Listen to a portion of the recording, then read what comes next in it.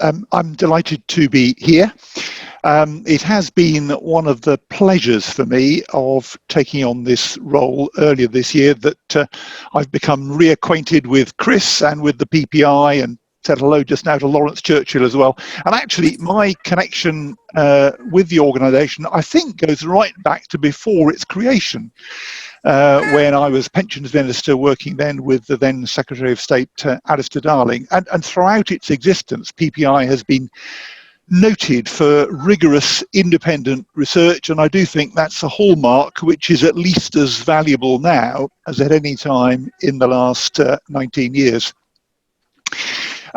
For those unfamiliar with them, let me just say a little bit about the select committee. Select committees of the House of Commons have members from all parties. Each of them has at present a small overall Conservative majority. The chairs of select committees are elected by Parliament as a whole, but there is an agreement between the parties about which party holds the chair of each committee.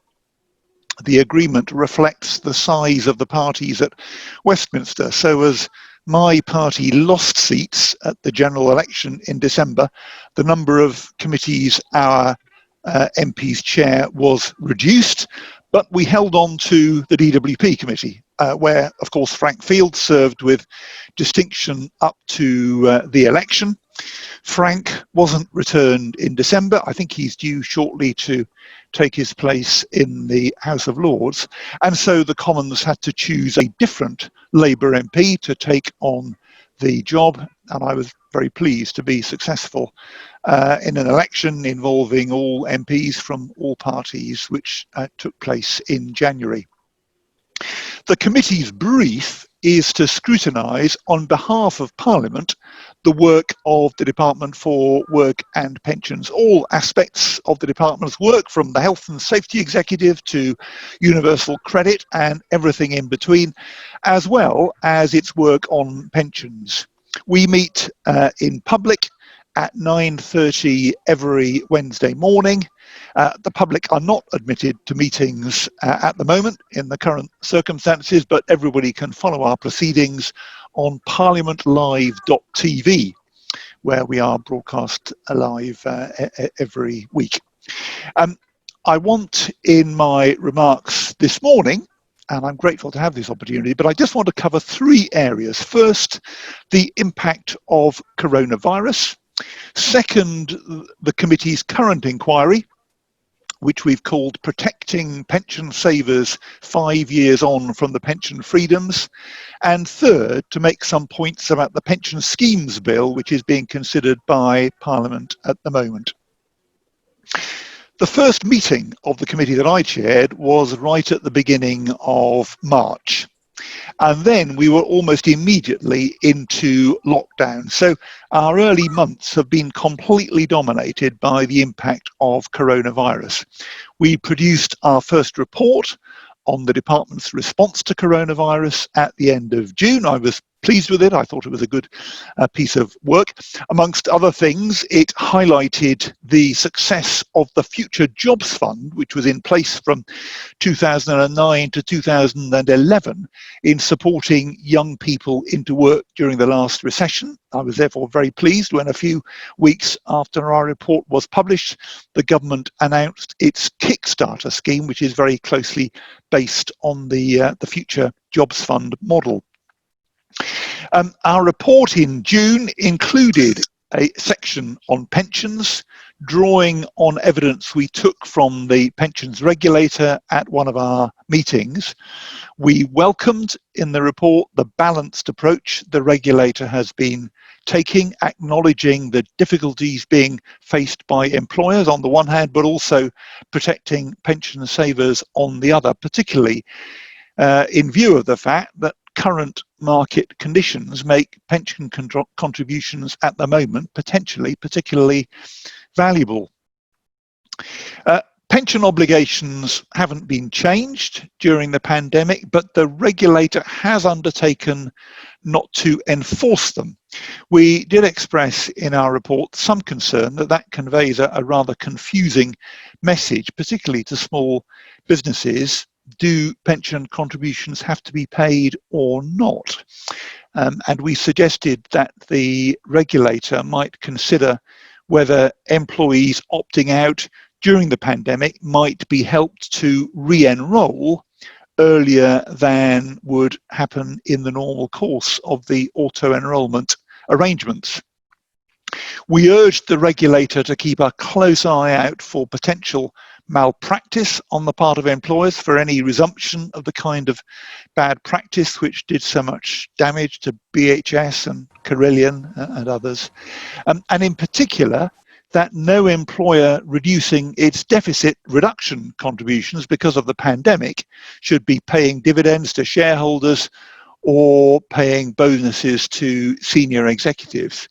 We also urged the various regulators to work together in their efforts to combat pension scams.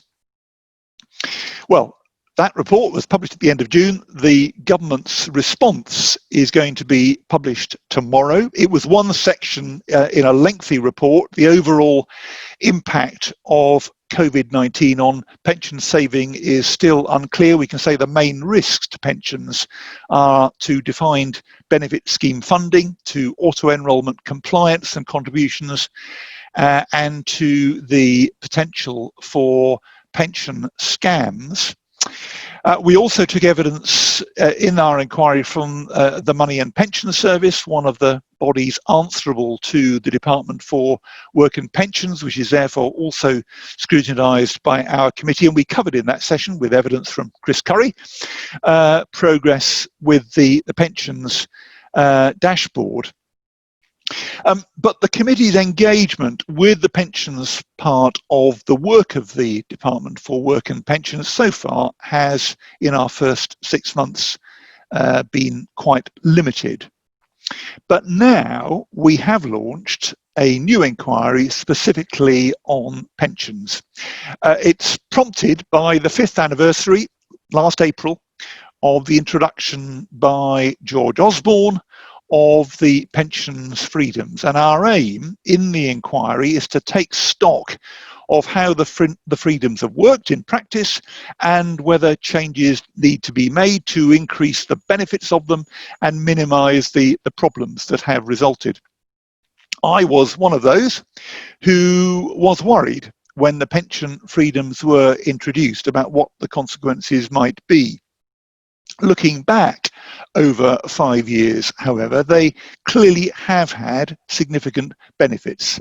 They've increased the choice which savers have had over what they could do with their pension savings in a way which has been advantageous to many and certainly very popular. And I don't have the sense now that anyone wants to see the freedoms repealed. But the concerns which were expressed 5 years ago weren't figments of imagination. There have been some real problems, and I don't think we should ignore them or minimize them.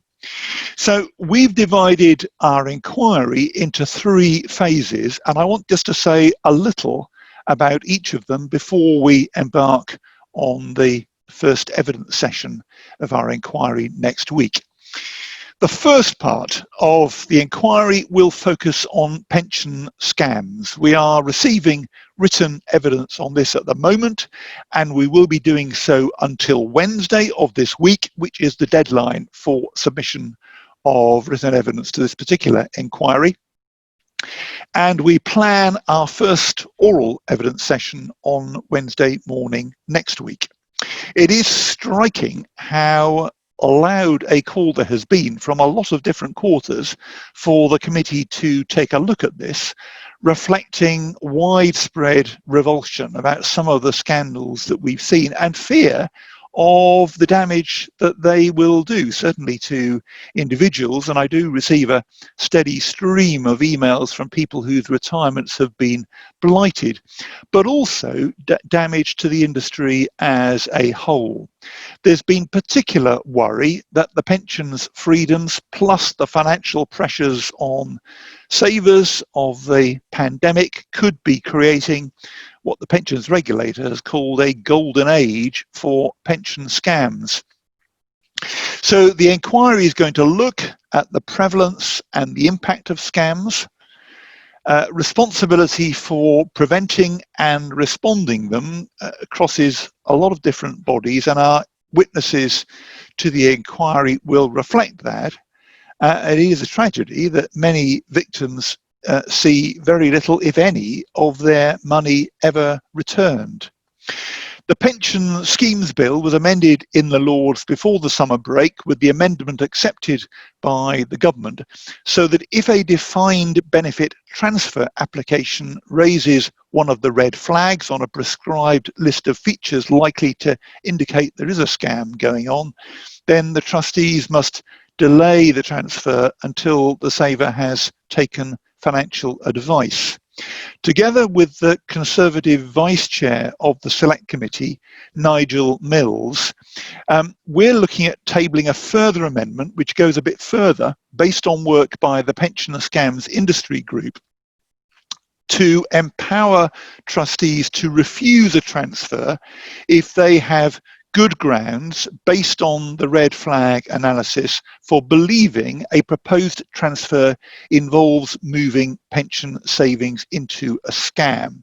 The amendment would provide for regulations to be made that prevent a transfer taking place depending on the results of due diligence undertaken by the trustees or the scheme managers. It would allow, rather than require, regulations to be made. So that will allow for a period of consultation and evidence gathering before regulations are drafted and implemented, in order to make sure that the detail is right. The second part of the inquiry I should say, I think that our amendment is likely to be resisted by the government, but we'll see. The second part of the inquiry will look at the choices people make when they access their pension savings. The pension freedoms were launched alongside a guidance guarantee. PensionWise was set up to provide free guidance for those accessing their defined contribution pensions.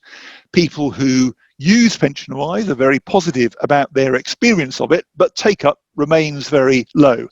Recent nudge trials by the Money and Pension Service showed that take-up can be increased, but even with those nudges in place, a lot of people still opted out of receiving the free guidance that is available. From February next year, defined contribution drawdown providers will have to offer non-advised customers a choice of investment pathways. The pathways are designed to give non-advised consumers simple choices on the best way to invest their money in drawdown. The Money and Pension Service is developing an impartial comparison tool to compare investment pathways. And it's in this second part of our inquiry that I envisage us starting to look at the problem of proliferating small pension pots. DWP has been consulting on the default fund charge cap and standardised cost disclosure for pension schemes. Its consultation closed at the end of last month. The number of very small defined contribution pension pots has increased with auto-enrolment, and the consultation recognises the interplay between the growth of small dormant deferred pots and the impact of flat fee charging structures on people's savings. In July, as chair of the committee, I wrote an open letter to pension providers to ask for ideas and suggestions about what to do about this proliferation of small pension pots, which does have the potential to do serious damage to confidence in pension savings. And I think that would be a tragedy after we have made such huge progress through the remarkable success of auto-enrolment over the last few years. A number of responses to my open letter have come in. Thank you to everybody who's already responded. I know there's more on its way. Please do write if you have ideas. What I'd ask is that everyone who does want to submit ideas should do so by the 2nd of November, so by 8 weeks today, so that I can review the ideas being proposed. I will then aim to write during November to the Pensions Minister, to Guy Opperman, to get his steer on how the government wants to move forward, and then arrange for the Senate committee to look at options within this second part of our pension freedoms inquiry, which I anticipate us getting to this point early in the new year. We may well also want to convene an informal private round table with industry representatives and policy experts to help to shape our thinking on this subject. I think that timeline does mean that any changes identified in this work will be for the next round of pensions legislation rather than for the current pension schemes bill. The third and final part of the inquiry will look at how people plan the amount they need to save for retirement and later life. The December 2017 review of automatic enrolment set out reforms to increase the amount being saved through auto-enrolment.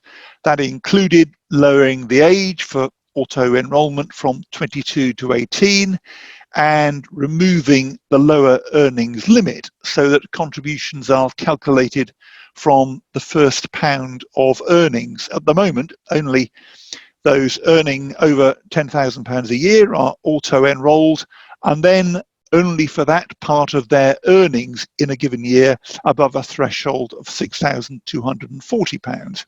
In its response, the government said its ambition was to implement those changes by the mid-2020s. We haven't seen further progress since then, and the inquiry will look at what should now concretely be done.